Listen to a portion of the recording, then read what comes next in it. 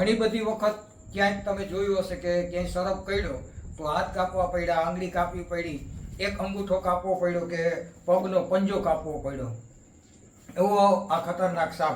વિડીયા જોજો, આખા વિડીયા જોજો, બને તો શેર કરજો, બને તો લાઈક કરજો. અને આવી ભૂલ ક્યારેય કોઈ એકેય સર્પને જાણ્યા જોયા વગર પકડવાની કોશિશ ના કરજો. કારણ કે જિંદગી છે તો આખું વિશ્વ આપણું છે. જય દ્વારકાધીશ. રાતના લગભગ 11:15 જેવું થયું છે અને ઘરની અંદર 1:15. કારણ કે સરપ જ એવો છે કે સરપ જોઈને સમયની જ ખબર ન પડે કે કેટલો સમય આપણે કેવો. આ ઘરની અંદર અને બરોબર ઘરના ઉંબરાની અંદર ખૂબ જ સારી રીતે બધા આ સર્પને જોજો. આમ તો ઘણી બધી વખત મેં આ સર્પ વિશે ઘણું બધું મારા ફેસબુક પેજ ઉપર આપ સૌને કીધું છે. આને કહેવાય સોસ્કેડ વાઇપર. વાઇપર પ્રજાતિનો ખૂબ જ ગુસ્સેલ સાપ. ખાલી બટકું ભરવા માટે જ બન્યો હોય ને એમ કહે તો ચાલે. વગર કીધે ખૂબ જ ગુસ્સામાં અને તાત્કાલિક જ બટકું ભરે. અને જો બટકું ભર્યા પછી આના એન્ટીવેનમ લેવામાં ના આવે, જો એન્ટીવેનમ ન લીધા હોય તો ખૂબ અઘરું થઈ જાય. કારણ કે જ્યાં કરડ્યો હોય એ અંગના એ શરીરના માંસને એ ઓગાળી નાખે, ગળાવી નાખે. એસિડ જેવી બળતરા આખા શરીરમાં આ સર્પ કરે.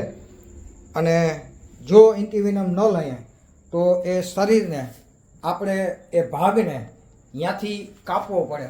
એટલે કે આને આપણે અહીંથી રેસ્ક્યુ કરીએ, સારી રીતે એ સર્પને પકડીએ. અને એની સાથે સાથે જેટલા લોકો વિડીયાઓ જોઉં છો એ ક્યારેય પણ કોઈ પણ સર્પને જો સારી રીતે ઓળખી ન શકો તો કોઈ પણ સર્પને ભૂલે ચૂકે આવી રીતના પકડવાની કોશિશ ન કરજો.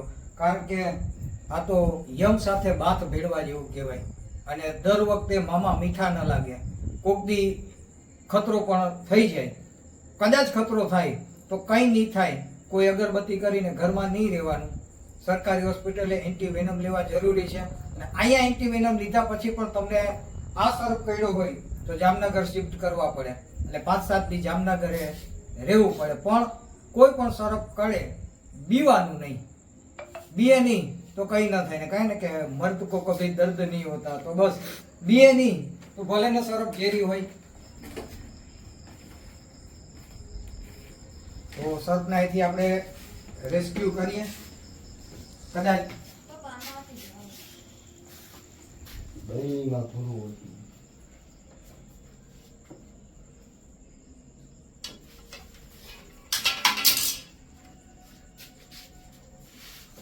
સોસ્કેડ વાઇપર જો મેં કીધું હતું ને કે એક સેકન્ડે બટકું ભરે. અને જો એક સેકન્ડે બટકું ભરે. અને પાછું જેટલી વાર કરડે એટલી વાર વેનમ આપે. આની અંદર વેનમ દેવાની તાકાત ઘણી બધી હોય. જે એનું માથું જ કેટલું મોટું છે. એનું માથું જ મોટું છે તો આની અંદર વિષની થેલી પણ કોમન છે કે મોટી જ હોય. એટલે ઘણું બધું વિષ આની અંદર હોય. એટલે જેટલી વાર કરડે ને એટલી વાર એ વેનમ આપે. કોરી બાઈટ ક્યારેય ન કરે. કોબરા આપણે ઘણી બધી વખત કોબરા કરડે તો એ કોરી બાઈટ કરે. આ સર્પ જ્યારે કરડે ત્યારે વેનમ આપે ને આપે. ક્યારેય કોરી બાઈટ જો જેટલી વાર જ્યાં એને બટકા ભર્યા એ બધી જગ્યાએ એને વેનમ આપ્યું. અને આ સર્પને ઓળખવા માટે આની કપાળ ઉપર માથાનો જે આ ભાગ છે આ ભાગ ઉપર આ ત્રિશુલ જેવું નિશાન છે.